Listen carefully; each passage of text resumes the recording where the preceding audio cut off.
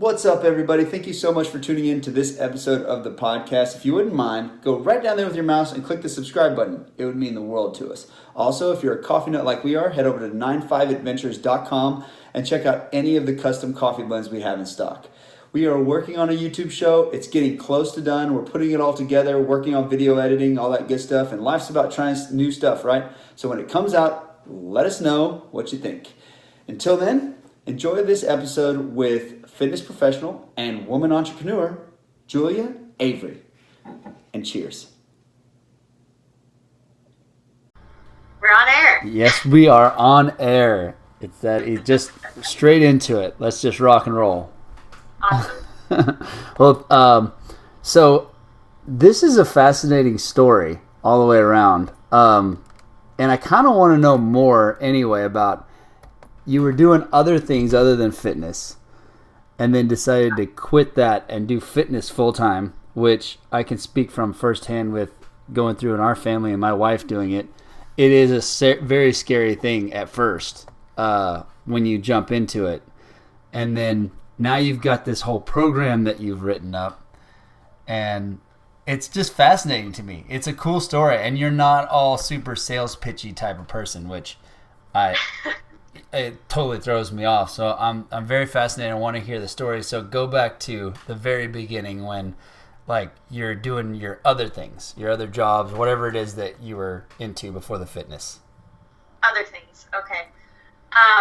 Well, I guess to give a little context, I actually talked about this on Instagram today, but I went to school and majored in economics, so nothing fitness related whatsoever.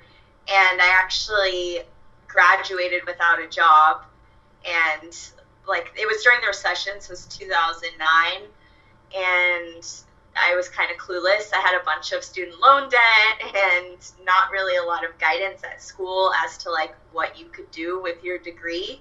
It was like, okay, go be an investment banker or go to Teach for America. I was like, well, what if I don't want to do either of those things? So yeah, that was an interesting time. What I did know is that I wanted to move to New York because a lot of my friends were moving to New York, and I just had major FOMO. Every time I visited them, like during the summers between like junior and senior year of college, I just fell in love with the city and the energy. And I was like, if I can get to New York, I can do something awesome. So I moved home to Houston briefly this summer after I graduated, and then just looked for jobs in New York. Oh, like solely. My dad would be like, there's this guy at Fidelity here in Houston. Maybe you could go talk to him. I was like, nope, he's not in New York. Not interested.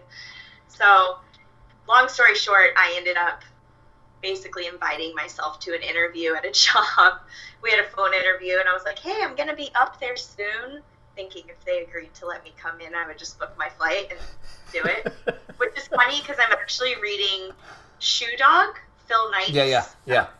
book, and I'm seeing so many parallels between myself and Phil Knight. But it's funny because he's like, oh yeah, when I went to Japan to talk to these guys about shoes, he would just like make up stuff on the spot. Like, yeah, we have an East Coast office. Yeah, we have this. And then he'd go back and figure out how to make it happen. So that was kind of my thing. I was like, yeah, I'll be in New York. Okay, let me go book a flight really fast. So got a job. It was actually in investor relations, which I liked because it combined my like economics kind of analytical brain with communications. So I got to like form relationships with people and talk to people and basically bridging the gap between companies and investors and acting as that person in the middle. So I learned a lot there. Really small office. I got to work like directly with clients pretty quickly as a beginner, but it wasn't. I never liked that I had to sit in an office all day, and I was like, I was restricted to hours that I had to be there, and I just couldn't see myself doing that forever, even though I knew like, okay, you know, you work your way up and then you have a little more freedom and you're in and out of the office. But I saw the owner of our company, and I was like, well, I definitely don't want to be like her. She doesn't seem to be really enjoying life that much.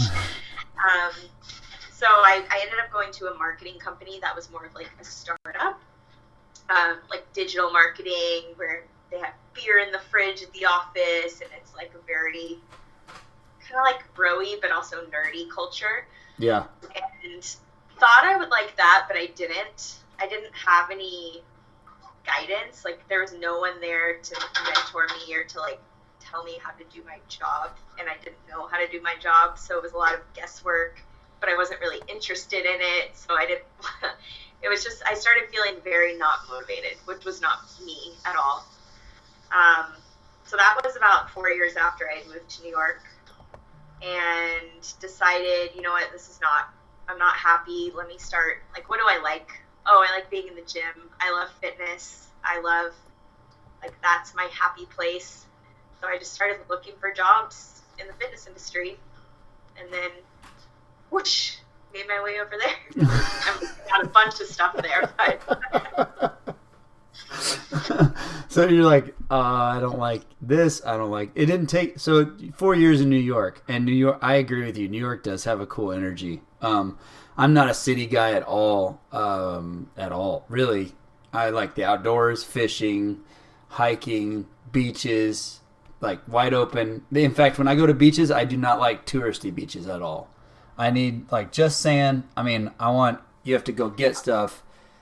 You either bring it in or you're leaving the beach, like one of the two type of thing. yeah. Just nothing but sand and beach around. And when we went to New York, I was like, this is going to be fun. I didn't realize I'd like it as much as I did. I don't think I could live there, but that city is not, it doesn't make you feel, it's just weird. It's different than every other big city I've been to. Yeah, a lot of people say that. They're like, I like it, but I don't think I could live there. But it's weird. Like, once you live there, you just like anywhere else, you get into your routine, and you have your favorite coffee shop and the places you like to eat and your people and your job, and it just becomes like any other city, except for way more opportunities are there, which I think is kind of the draw for a lot of people. Yeah, the city, and like it's going all the time. I mean, it seems like there's something always to do. I don't know about the finance part. You know, rooming with like 7 people or something to have a regular job doesn't sound like unless I was with my skate buddies, that would be the only thing I would want to do is live with my 7 skate buddies. Outside of that, no thanks. Yeah, I mean, you see like people in their 40s who still have roommates if they're single, because it's just, if you want to live in the city, it's crazy. It's so expensive. And I think if I had stayed there longer, I probably would have moved out of the city, both to have like quiet and space and save money, but I just left instead. You just left. And then from there you went, is that when you went to Cayman? No, so I made the transition from like corporate, I guess you'd say, to fitness in New York, and I stayed for 3 years doing that. That was kind of like what kept me in New York. Was I was like fed up with my job, and I thought I was fed up with the city, but really it was just that I didn't like my life. It wasn't the location. Isn't that funny how the way that works right there? I think that's something really important, because I went through a stretch where I hated College Station. Like, I just wanted to leave this place. I'm 2.5 hours away from anything remotely close to like an outdoor activity that's fun, like accessible really. And there's like, I didn't have any friends because I didn't work in the town, and I worked all the time. It was just like, I just want to leave anywhere I can go. I was trying to go to Colorado, northern New Mexico, Arkansas. I mean, I was trying to go anywhere where I thought I would be fulfilled, and that would fulfill that. And then realizing, you can have that and not move. It was more of my life than it was the town or the place. Yeah, it's big. It's, what is the quote? It's like, wherever you go, there you are, or something like that. And it's like, you're still you, even if you go to a different place, and if you haven't dealt with like whatever your issues are, yeah, then eventually it's going to come back to you. So was it scary going from, you've got these obviously, well-paying jobs in New York in marketing, and you're trying to work towards a different angle, and then you choose fitness, which isn't like, hey, let me go ahead and give you 6 figures to start out. That'd be great. Here's $150,000. You can afford your own apartment here in New York and work. This would be great. So how did that transition go? You just woke up one morning like, I think I want to do fitness. That sounds fun. Yeah, pretty much. I was a gym rat for sure. I spent a lot of time in the gym, so I was like friends with the trainers. This was before I did CrossFit. It was when I kind of like was one of those people who knew what CrossFit was from, I guess Instagram had just come out, so like social media and the internet, and I would like do the workouts in the regular gym, which is very, very hard to do. Yeah, and makes a lot of people mad too, that does. Yeah. Like doing pull-ups on the Smith machine. People are trying to use it to squat. I'm like, you don't need to squat on this machine. It's fine. That's awesome.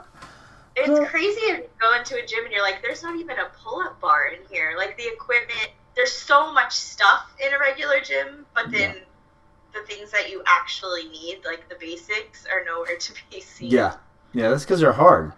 Nobody wants to do them. They're so hard and they're so simple. Like, oh, pull-ups. No, I'd rather do bench press. Well, I mean, pull-ups are super hard. So, have fun with that. Yeah, exactly. But, so you were always into fitness then? It was just something you always loved? Yeah, I mean, I played sports. I quit sports at like age 15, organized sports. I did gymnastics when I was really young, and then came up with like a reason to quit because it was scary and I didn't like it anymore, and I wanted to hang out with my friends. And then like I played a little bit of soccer. I played volleyball. As someone who's 5'2", that wasn't exactly my sport. No. It doesn't happen. That's like one of those things like, some things you're not going to be able to do. Like, I'm not going to play professional basketball. That's 100% true. I mean, maybe I could have been a point guard. Maybe.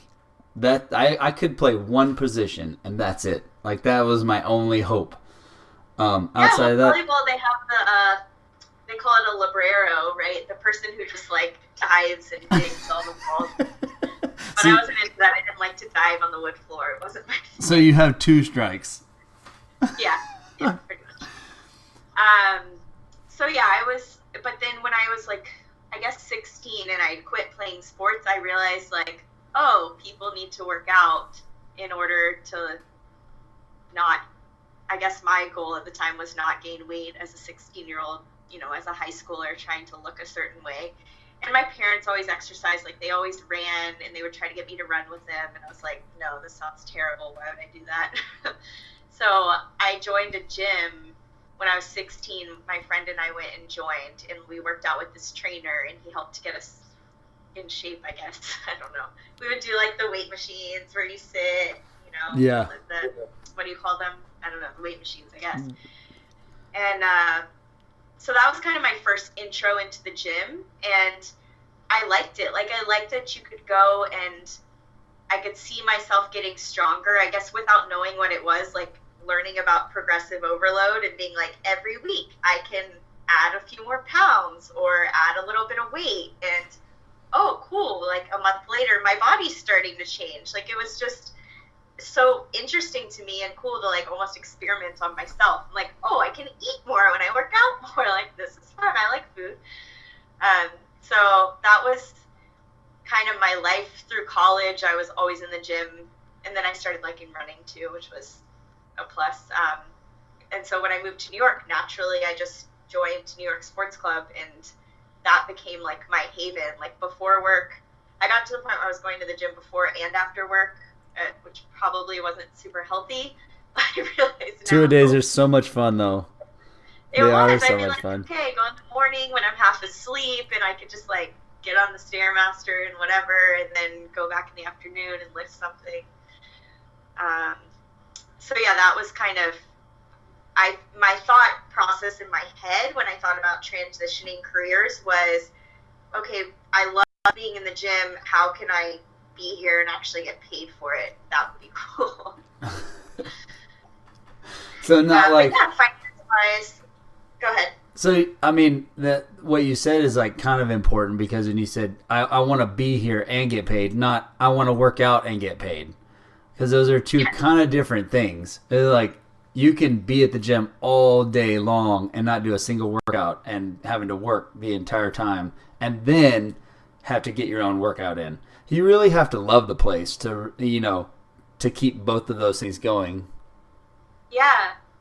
And I think when you're around, I just wanted to be around people who were working out and passionate about what I was doing instead of being at work at my marketing job where everyone thought I was like the weirdo who wanted to work out all the time or would ask me questions like, oh, so what should I eat or do this? And I wasn't a trainer yet, but I was still like the go-to person to ask questions. But I'm like, I don't know, this isn't my job. I don't know what to tell you. I can just tell you what I do.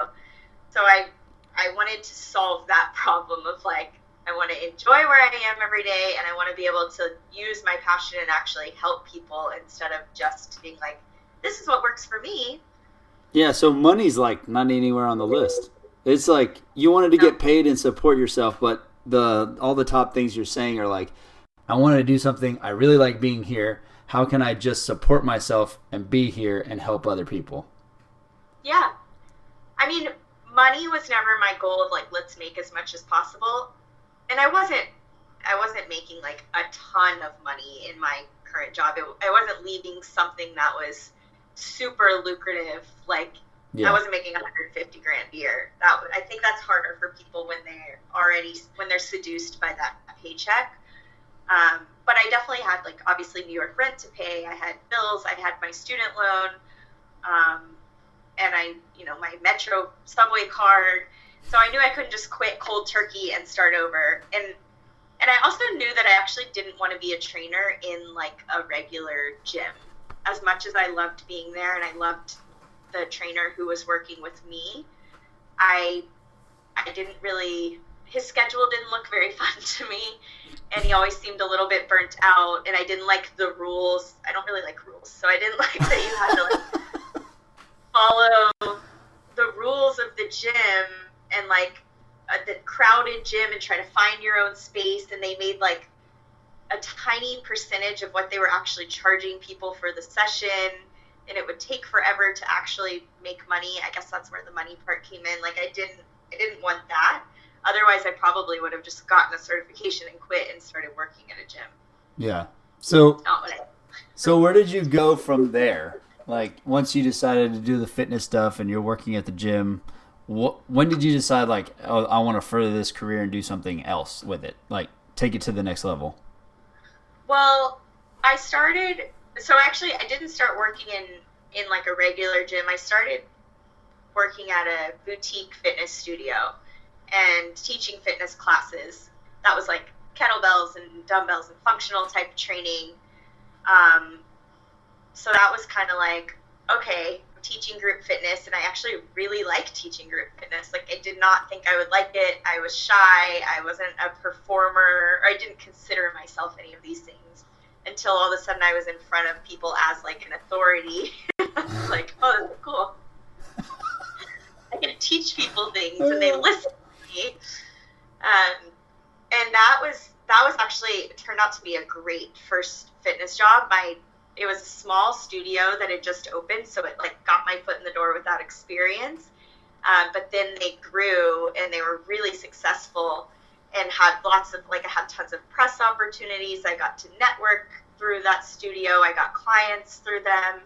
And that led me into CrossFit, because one of the head instructor there was a CrossFit coach as well. And he's like, stop doing CrossFit in the regular gym. Please come join a CrossFit gym like a normal person. I was like, oh, okay.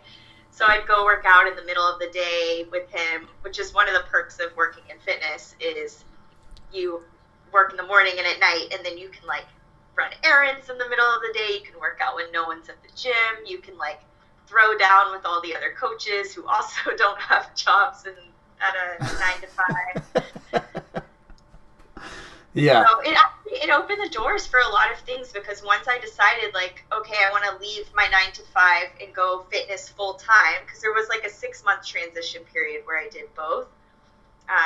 Then all of a sudden I had the time to say yes to opportunities, to just like be around other people in the industry and show that like I was committed and I was a fitness professional. And then it seemed like suddenly things would just come to me. But I think it's because I just didn't have these like blinders on anymore. Like they had been removed, and I was like, oh, there's a whole world out here once I eliminate my distractions of this like 9-to-5 thing that's in the way.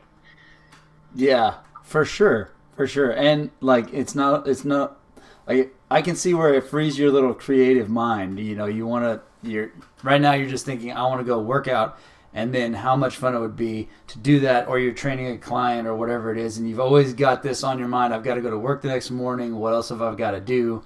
That's taking up space in there. I know for me, and I can tell you, everybody around me will tell you, it only has so much space and a hard drive to hold stuff up here, and then it forgets. And it's reserved a special spot for obscure song lyrics and maybe some sports stats that nobody might even realize, a pop culture reference, and then some work somewhere in there. Somewhere in there. But I mean, but you know, you let that creative, I know when you feel relaxed and you're like just flowing, everything creative goes, and then it just becomes fun. Like you're working, but this is fun. Like I enjoy this. Yeah. So, how did you get to, so from there, you start your CrossFit stuff. It's tough, and for people who don't know, coaches get paid per class on the average. That's the business model. I know we talked a little bit about that on the phone. It's like the business model for a normal CrossFit gym, they get paid just for the class, and then it's over. Not the extra work that goes in. Did you jump into something like that, or was it like a full-time paid gig type of deal? Yeah, I started, so even at the boutique studio, I was getting paid per class, but fortunately, boutique fitness, or unfortunately, boutique fitness pays a lot better than CrossFit. Just, I don't know what it is, the business model that people drop in and they just pay $30, $35 a class, so they generate more income. So CrossFit I always kept when I was in New York as like my side hustle. So once I moved in fitness, I still had my fitness side hustle. And I was getting paid per class. Granted, I think in New York you get paid a little bit more than from what I've heard in other places, or now that I'm back in Houston, like for a CrossFit coach, I think I was doing pretty well, but that was still, I coached about 7 or 8 CrossFit classes a week. Like Monday was my CrossFit day. Just knock them all out in the one day. I did 5, 6, 7, and 8 a.m. and 7:30. I guess I only did 6, 7:30, and 8:30 p.m. So it was a long day with a big gap in the middle. And then I did boutique fitness on the other day. So I was teaching anywhere from like about 25 classes a week. And if I subbed, then closer to 30, it was pretty exhausting after a while. Yeah, that's a lot. Making really good money. Like I was making 6 figures between the 2 jobs, and like, wow. You know, I didn't have to worry about any of that anymore. So that's why when people are like, you can't make money in fitness, I'm like, yes, you can. I know you can. That's crazy. I would not I wouldn't have guessed that between those 2 jobs, even in New York, that would be the case. Yeah. I didn't even realize it until I sat down the other day and I was freaking, because I knew what my salaried, so I had actually switched to a salaried position at the studio I was at because I was doing some of the programming. I was like taking everyone's program and organizing them and editing them, and there was a lot of work that went into that. So I kind of like created this hybrid of teaching 20 classes a week and then handling the programming stuff. So between that and then the CrossFit classes, I added it all up the other day, and I was like, oh, wow, no wonder I was able to save so much money. I was an idiot about money, so I didn't like invest that money I was saving, unfortunately, but that's what enabled me to kind of take the next step and leave the country, which is what we, I guess, will segue. Which is weird, because what made you want to do that? Leave the country? Yeah, like what made you want to just, because you're in the place you always wanted to move, New York. You're doing fitness now. You're like, so you like stair stepped into what you wanted to do. And what I hear from like, it's crazy how you're just like, nope, don't like it, gonna do this. Nope, don't like it, gonna do this. Nope, don't like. Oh, I like it. Now let's see. Oh, I like this better. So I'm gonna go check this out. You make me sound like I'm Katie. No, but I mean, most people, they just get stuck in a little rut, and I'm guilty of that, where it's like you feel like you've got to stay in this because you have to have the consistency of support. Now I feel trapped a lot of times when I start thinking that way, but Yeah. a lot of people, and I would say the majority of people, think that way. Like once they get something, they're going to keep it for as long as they can usually, and you're like, I don't like it. It's not for me. And that's it's a great quality to have. Yeah. It really is. Like if everybody did that, they'd all find the spot that they fit in. It's funny that you say that because I was telling kind of my like story to I have a business coach, and I was telling her my life story. It's like an exercise that we all have to do. And she's like, I noticed a trend of myself being like a quitter. I'm like, I quit gymnastics. I quit engineering. I started school in engineering and I quit and switched to economics. I quit my, corporate job. I quit my high-paying job in New York. And she's like, no, you just decide when something is no longer serving you, you move on. And I was like, oh, that's a way better way to put it. And you just noticed the same thing, which is funny. So I guess I should stop being so negative about myself. Yeah, I mean, there's two ways to look at it. You can look at it as quitting, but then you didn't really quit. You just did something different. So, quitting would just be giving up altogether. Like, I don't like it. What are you doing? I don't know, but I'm just not going to do anything. I don't want to do that. So it's interesting to see that, and then you're in the perfect, so you would think, I'm in the perfect place, I'm doing the thing that I want to do, it's making me happy. Why mess with that? So there was still a part of me that was unhappy. Like I had fixed the whole I like my job part. I was a little bit burnt out, which happens to a lot of fitness professionals. Hence like kind of the going into the online space so you can maximize, you don't have to trade time for money anymore. You can kind of maximize that. But so I was burnt out and I was tired of New York at this point. Like I think I had hit my limit where every time I would leave the city or go home or see someone on vacation, I was just like, can I stay here forever? Like I don't want to go back. And I knew that once I got on a plane and flew back to New York and I was on the plane and like, I didn't see the city and feel like gratitude, but I felt like dread that it would be time for me to leave. And I also hate the cold, which didn't help. Oh, yeah, bad call. Every New Yorker goes through that cycle of like, complain about the winter. I hate the cold. And then it gets nice and you're like, this is beautiful. Oh no, it's so hot. Oh, I hate it's like, you're just constantly complaining about the weather, but I really hate the cold. Yeah, I don't mind the hot. Being from Houston, you don't mind the hot. It's the cold that has the issue. Yeah, we're like acclimated to it. So that makes sense why you were like, I'm going to go to an island where it's warm all the time. Yeah. And it shows you like money isn't everything. Like I had plenty of money at this point, but I still wasn't satisfied. So my friend, I was of course complaining to her one day about wanting to leave New York. She's like, my boyfriend was actually just in Grand Cayman and he was doing a seminar at a CrossFit gym. Like he was the one giving the seminar.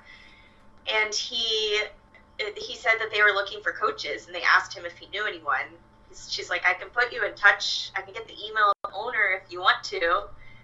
And I was like, I don't even know where that is. Like, no, I'm just complaining. It's fine. And then like another week went by. It probably snowed or something. And I was like, hey, Sophie, send me that email address now. Emotional eating and emotional job hunting, I should say.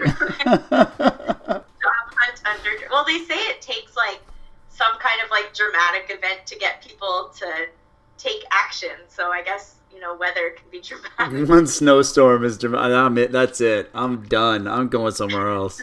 Yeah. So how was it working over there as like in a very touristy spot? Because I'm sure a lot of their money comes from people touring over there. Cruises go there, and that's what they kind of cater to. Yeah, a lot of the economy is from tourism, but not our gyms. That's not how we made the bulk of our money. Really? Yeah, believe it or not. So when I talked to the owner there before I decided to take the job, he explained to me like their system.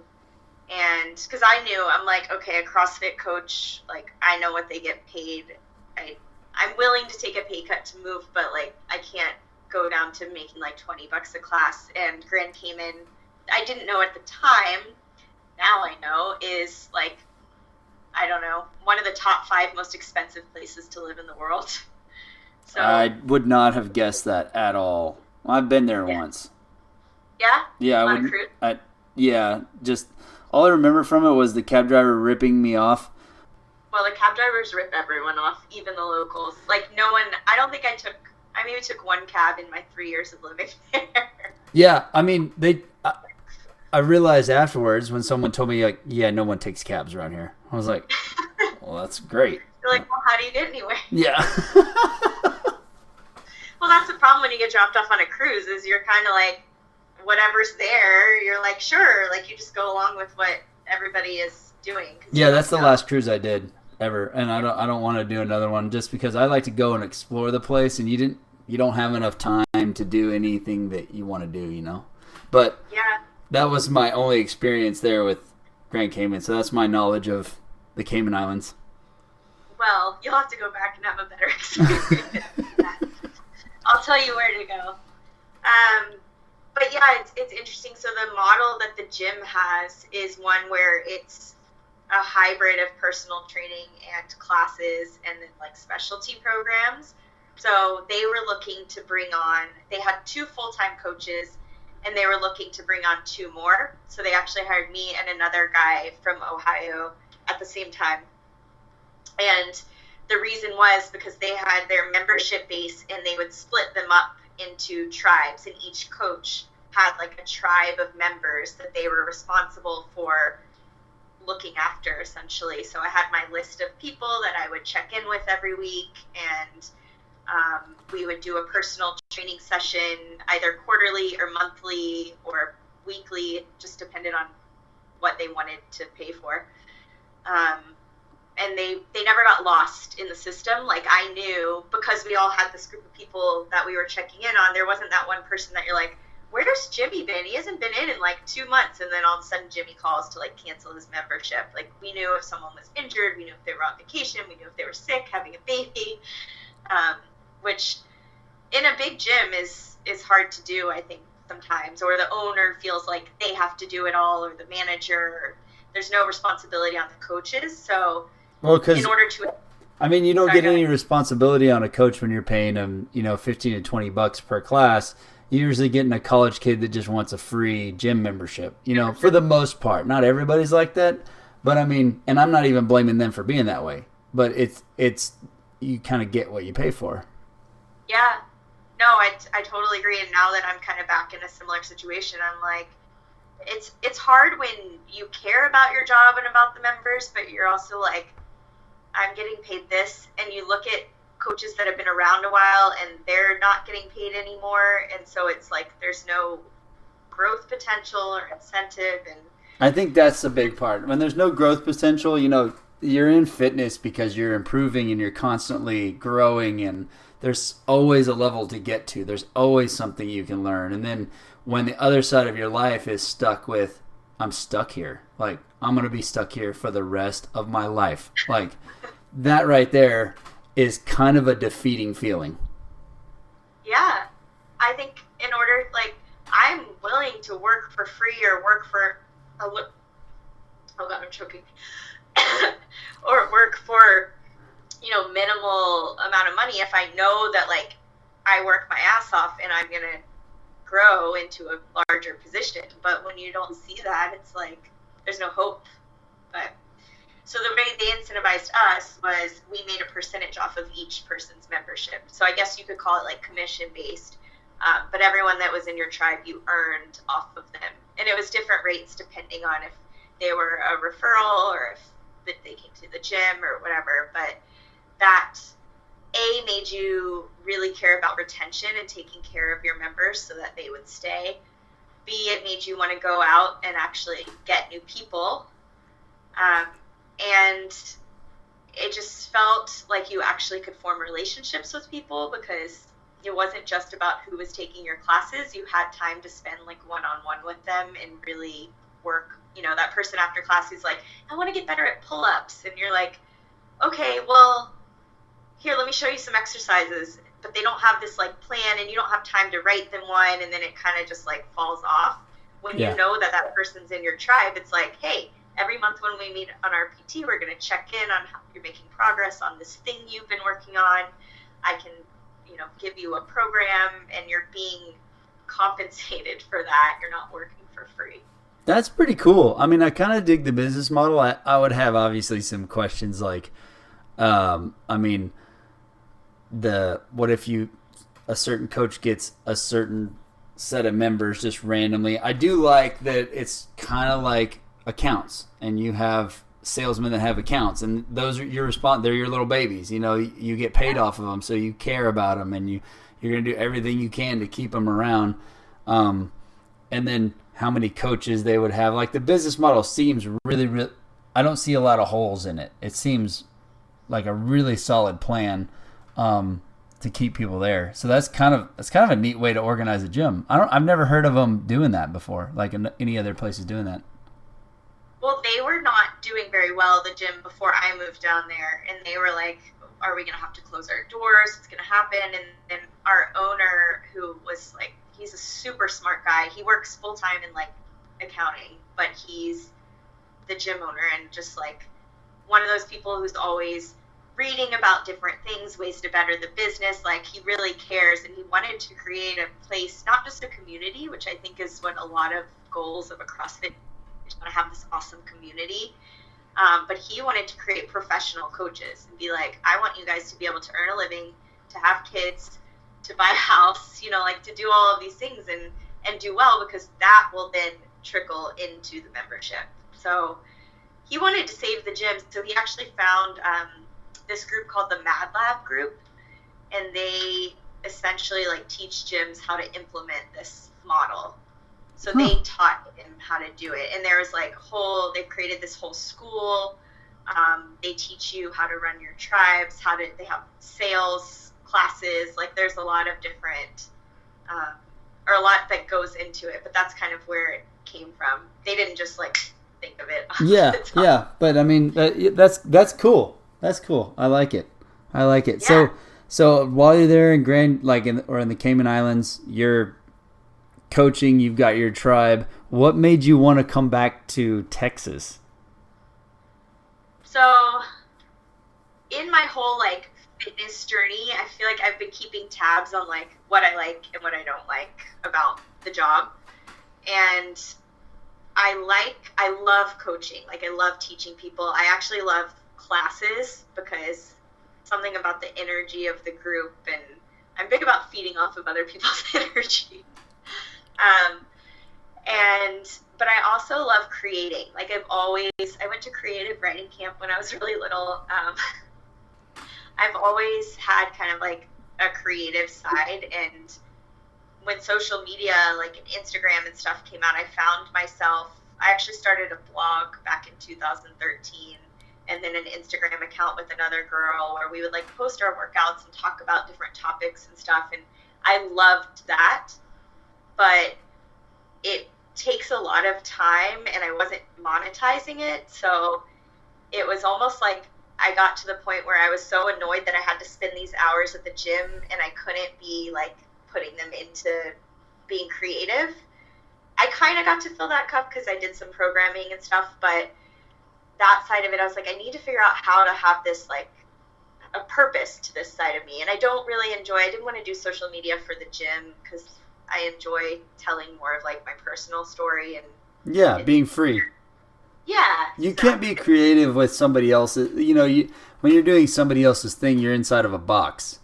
And the whole point about being yourself and being creative with it is just to be outside of it. Yeah, exactly. Yeah, it's just like, if you're trying to write words for somebody else, like, I don't know how you feel about it. I know what I write, and it would probably not be right on your page. I can tell you that, because it would be a joke that was probably not too tasteful.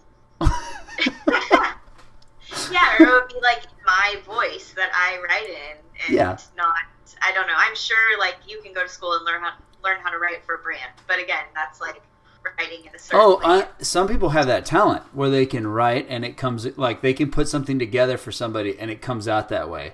But then other people, they need to be doing their own thing. Like that's what they need to be working on. They don't help magnify the voice of others. They are the voice. I'm the voice.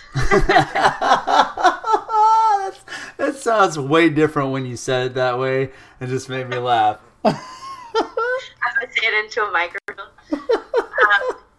So I left because I wanted to be the voice. Not be on The Voice, the show, which would actually be awesome. I do love to sing.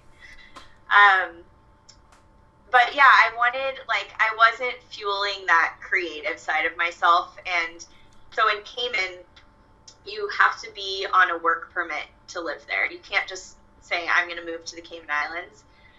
And so that makes starting your own business a little bit harder because you have to get your own work permit, but you have to have a Caymanian partner and they have to be the majority owner. And like, there's a lot of things that go into it. So as much as I loved living there, I knew that I needed to move on if I wanted to start my own thing. And the desire to do my own thing was greater than my desire to be by the beach, even though I love the beach so much.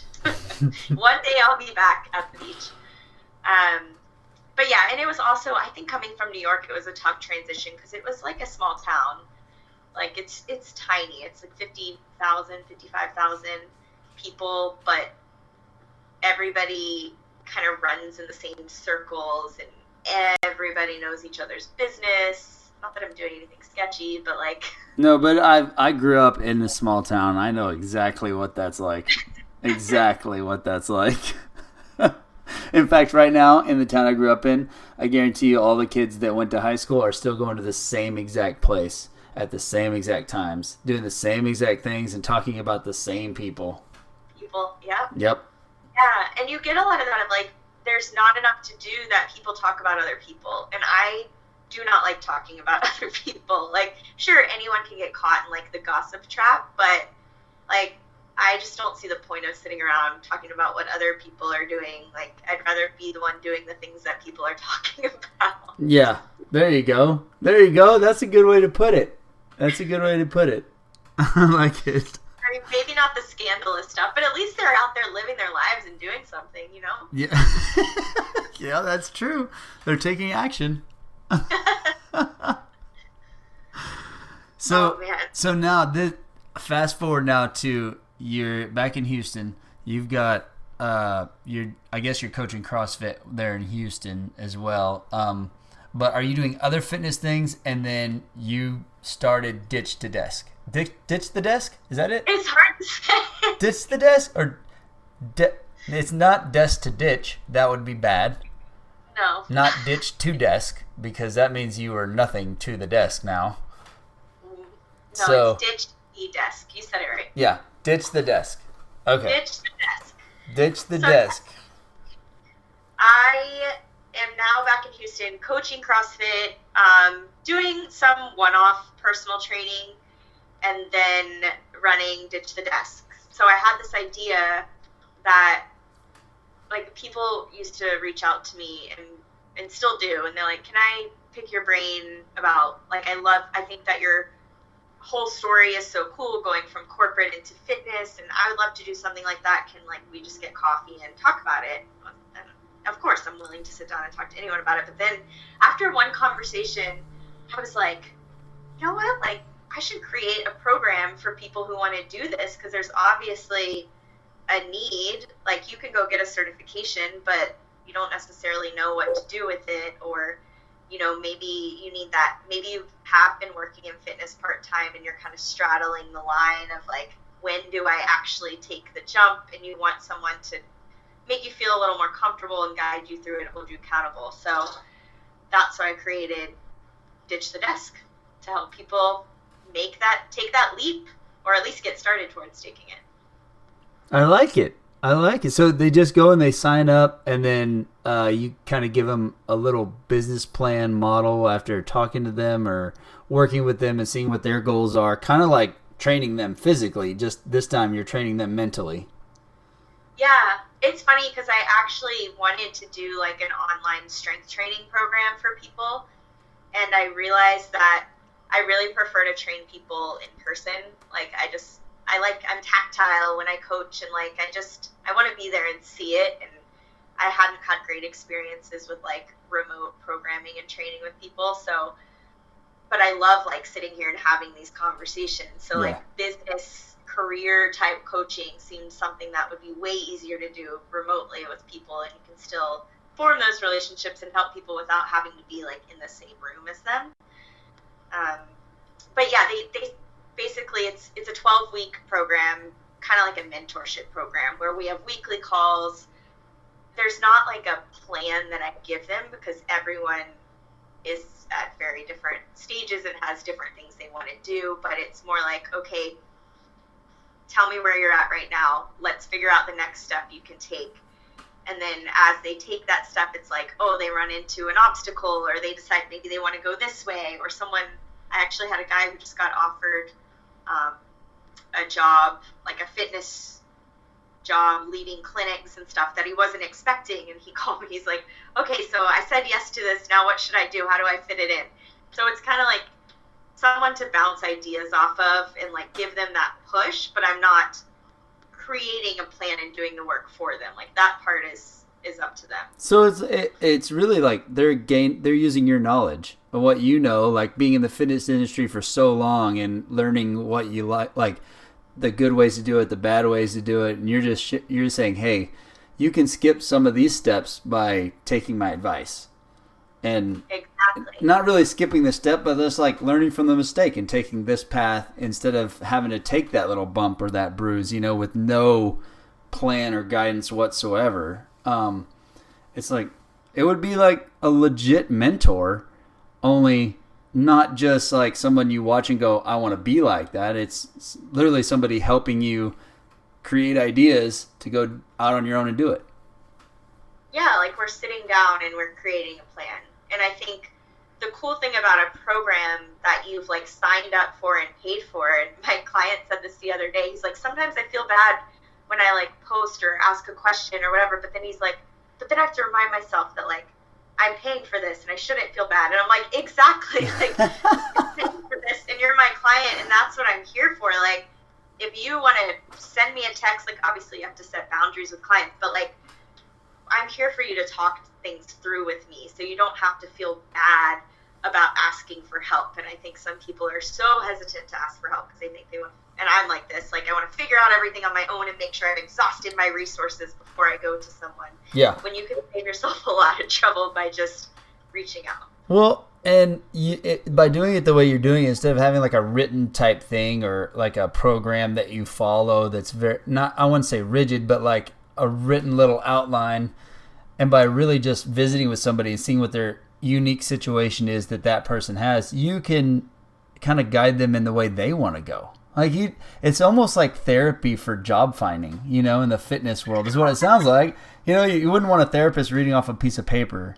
So like, yeah, it would make sense. You're just trying to help them figure out themselves, but they need a wall to bounce these things off of and something that'll tell them, nah, I don't know. Like, let's go ahead and check this from an outside perspective. How would this work? How does this work? Where, because there's two ways I think you can go. You can be super positive and there is no downfalls and everything's going to be perfect and fine. I'm just going to take the leap. Or you can be too much on the other side where you're hesitant because you're worried about what will happen. I'm just playing what you said. I'm playing it out in my head. If I was calling you, that would be like, it would be like a bouncing back and forth to figure out where I would be figuring it out. You would just be helping me do that. Sometimes people literally talk themselves. They answer their own questions if you just let them talk long enough. You're like, wait, you just stay quiet. And that's what I've learned through coaching in general is like, just listen more and people will tell you what they're struggling with. They'll pretty much tell you how you can help them, because if you let them go long enough, they give you the signs, and you talk to enough people and you start to like recognize certain things. Yeah. And it's all of those things that I've learned from my years of working with people. And I'm so glad that like I have this group fitness experience in a boutique setting, as well as CrossFit, as well as personal training, and basically like running my own personal training business within a CrossFit gym. And I can take all of that knowledge and help people with it. Like, even if they are a yoga instructor, the same kind of concepts apply. So it doesn't really matter what they want to do in fitness. It's more that they just want to do it, right? You just need to have the drive and the passion for it, and we can figure it all out from there. It doesn't matter. Yeah, I mean, the most important thing is taking that first step to just show up and do things. I like that you've written this program to make yourself some money, and you've figured out all these different ways to do something that you love to do, and you're sharing that. You're so passionate about doing what you love to do that you're sharing that with everybody else. And even through your Instagram, like I follow your Instagram, and I'm like, man, I can be better at my job. I can be better at selling coffee. She's talking about fitness. Does that ditch the desk work for coffee businesses too? How's that? Does she do coffee? I wonder if she does coffee. But I mean, that's the, you get the energy off of it like that, which is really neat. And I love I just said this the other day too. I love the abundance mindset, and anybody that shares what they've done, how they've done it, that they can do it too. And it's just like more and more and more, you can succeed, you can make it. It's not as hard as, it is hard, but it's not as hard as you think it is. No, it's way harder when you build it up in your head. It's like anything that you're struggling with, right? Like, if you sit by yourself and you like go down the downward spiral, like, you can create this huge thing that seems like the worst thing in the world, and then as soon as you say it out loud to someone, you're like, oh, never mind. But it is crazy. Think about coming home and saying, you know what? I've got a finance degree. I'm going to be a personal trainer. That's crazy. Yeah. That's crazy talk, But some people are not meant. That's why,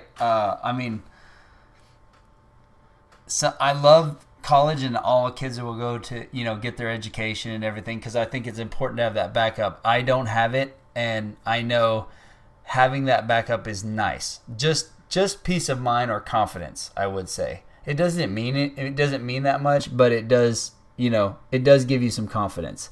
However, if any one of our kids came up and said, "I want to be a singer," I would say, "Get to singing." Like, that would be it. Just do a bunch of gigs. Surround yourself with a bunch of singers. I support it. I support any of those little dreams, because I want to see them do something that they enjoy and that they're happy. And then I think the money will come later, and enough to support themselves off of. And that's all I could wish for them. And so, I mean, that's why I appreciate like your story of what you're doing. You're helping people find those little things. Like, I want to be in the fitness industry, but I don't think I can do it, but I have so much fun. I wonder if it is for me. And what happens to those people who sign up for your thing that it isn't for them? Like, is it devastating for them? Like, do they just go back to regular jobs? I haven't had anyone who's like given up on it, if that's what you mean. Like, everyone, so before they can sign up, we do an initial call, and it's just like a free kind of consultation, me getting to know you call, so I can make sure that like it's a good fit and they're serious about it. So they're either, the people in the program right now, either already, one girl, she was already teaching some fitness classes, and she wants to like figure out how to make that transition easier. And then another person who's like, so that's kind of the one path, is they're doing it part-time, and they're like, I'm tired of doing this part-time. How do I like take that next step?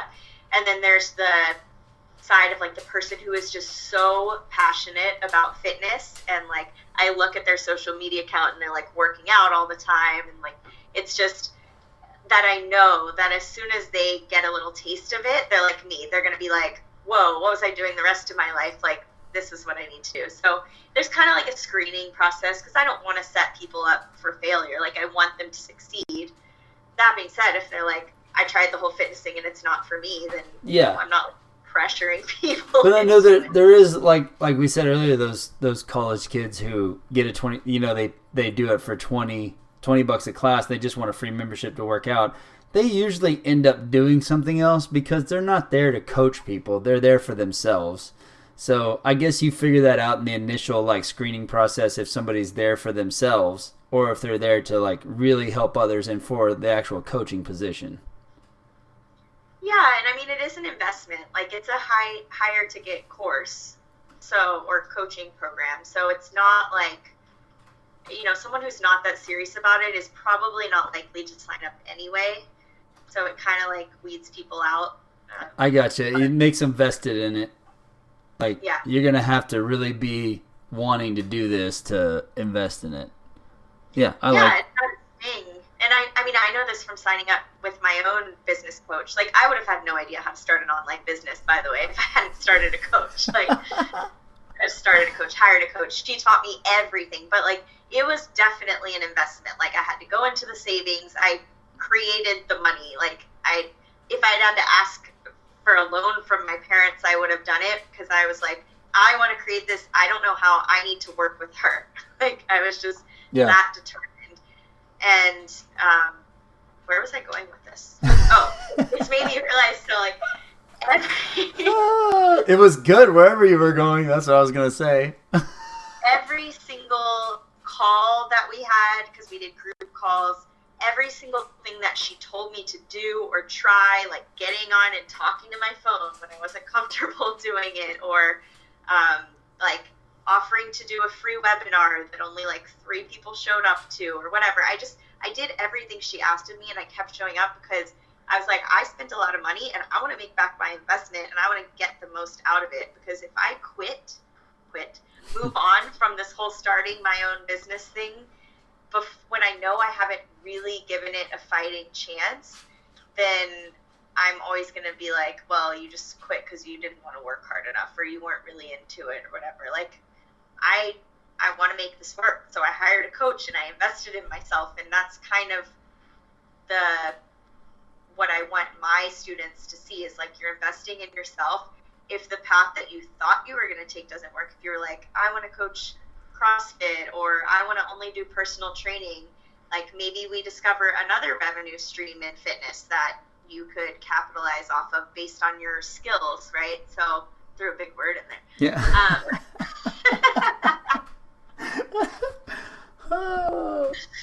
So it's I want it to sting a little bit, that every time they see that money coming out of their account, they're like, right, I invested in myself, I paid for a coach, I need to show up and do what she's telling me to do. Yeah. I mean, I totally get that. I think people ought to be invested. When we did had our little transition, and we had opportunities for other things, but we paid for all of the, we went through and we decided to pay for all of the certifications on our own.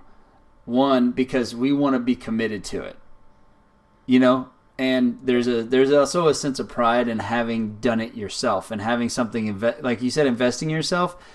There is something about having skin in the game that makes it all that much more worth it. Like, you just want, like, it makes you feel better about it. If it's given to you, it's not worth it. Yeah, it makes you pay attention. It's just like with clients in fitness and personal training, like, when you give a free class, people show up and they half-ass it or whatever, but people are paying that CrossFit $250 a month membership. They show up 3 times a week or 4 times a week. Heck yeah. Use that up. Use it up. You pay a lot of money for it. Like, teach me. I want to know how to do a pull-up, and I pay you to do it. So show me how to do a pull-up. Yep. But if you just woke up and had abs, you wouldn't appreciate them as much, and the hard work that it was to get them. Wake up. Whoa, where did that come from? Oh, look at that. I thought that's the way people were born. But yeah, no, I agree with you, because I always compare it to, like, I always worked pretty hard to, I never was one of those people who could just, like, not exercise and eat whatever I want. But there are a lot of people who are that way well into their 20s. And I feel like until they get to that age where suddenly they're like, oh crap, I have to watch what I eat now. Like, they never appreciated what they had when they had it. Yeah. Yep. I guess you can say that about anything. Youth is wasted on the young, isn't that what they say? You know, I still think like I do when I was a little, like, young, so it doesn't matter. I'm still right along that same path. Right. But well, I really appreciate it. Where can everybody find the program and get a hold of you? What is it? I don't want to mess it up like I did first time talking, because I said it fine to everybody in my family, and they were like, "That's such a cool name." And then I said it to you on the podcast. I'm like, why did I just butcher that? But Ditch the Desk. Yes, that's it. So you can find most of the content I put out about it is on Instagram at Julia Avery, which is spelled funny because it's a shared A in my name. So JuliAvery. And then my website is juliaavery.com. That one has 2 A's. Okay. I'm assuming this will be in your show notes somewhere. So that has a lot of stuff about the program as well. But I try to change it up and not just talk about Ditch the Desk all the time. I'll put stuff. Obviously, you found inspiration for your coffee company. So even if you don't want to work in fitness, hopefully I can still provide some Yes, value. follow her on Instagram for sure, because it's just fun. It's fun to listen to it, to see you walking or talking or doing something. And that's actually one thing. So I know, like, we're gone over an hour, but I just had one, if you have time for it, there's one question, and it's really towards, you make all these videos and all this promo, and I know your business coach probably told you to do some of that stuff. I don't know, but was it hard to get over the fear, or did you have any fear of people judging you or laughing at those videos? Oh, yeah, 100%. It's scary to put yourself out there and to be like, hi, I'm Julia, and I'm talking about Ditch the Desk. Like, Yeah. And that's why you start by just doing things that you feel comfortable talking about. But showing your face and talking on camera is scary, but you realize that more people reach out and say, like, I love what you're doing, or what you said really spoke to me, and that makes it worth it. Because if you didn't show your face and say something and put yourself out there, then no one would receive the message that you're trying to give. And video is so powerful. Like, people seeing you and they feel like you're talking to them and you're looking in their eye. It's so much more than writing words on paper. So I encourage anyone, whether you think you're ever going to start your own business or not, just start doing it, because you're not going to feel comfortable doing it until you do it more, just like anything. So you just have to make your first awkward one and then keep getting less awkward. Yeah, I just asked that so that everybody that's that's maybe wanting to get into the fitness thing, or just any business whatsoever, maybe they have a dream of whatever it is, that fear right there is something every single person has, because it's the most vulnerable you can be at any given moment. Like, you're throwing it out there for everybody, like anybody to look at, not just your friends and family. It's not like you're just joking with the boys or the girls or whatever. You're literally throwing it out there where anybody can click on that button and watch it, and they can judge you. You know, you're putting yourself on trial for the entire internet world. But you know, you have to remember that the people who are judging you and the people who might say something negative or gossip about you, first of all, we already talked about earlier, they obviously have nothing better to do. And they're also like, when you post something like that and they have a reaction that's like, oh my God, what is she doing? That's you holding up a mirror to them and being like, hey, I'm doing something and you're not. And they're watching you making progress and putting yourself out there, and they're not doing it. So their way of reacting is by talking about you or whatever, and that's completely their issue and has absolutely nothing to do with you. That's perfectly said. I love it. I love it. Okay, so go to her website with 2 A's, Julia Avery with 2 A's, and then her Instagram with 1 A. Yep. And you'll definitely tell that it's her, and then watch her stories. It'll inspire you, if nothing else, whether you go to Ditch the Desk or not. it will inspire you. And then if you are looking to get in the fitness industry, definitely check her stuff out because obviously if you've listened to this podcast this far, you know she's come a long way. So it was awesome. Thank you, Julia, for being on. I appreciate it. Thank you. This was so fun. I'm glad you liked it. I always worry that people aren't going to have fun on it. It's like, I hope they have fun. Don't screw it up as a host. Don't screw it up as a host. Don't screw it up as a host. Oh, I'm having fun talking to people. And then when I get done and I post it, I go, oh, man, I hope I didn't screw that up. That would be bad. It's so much emotions.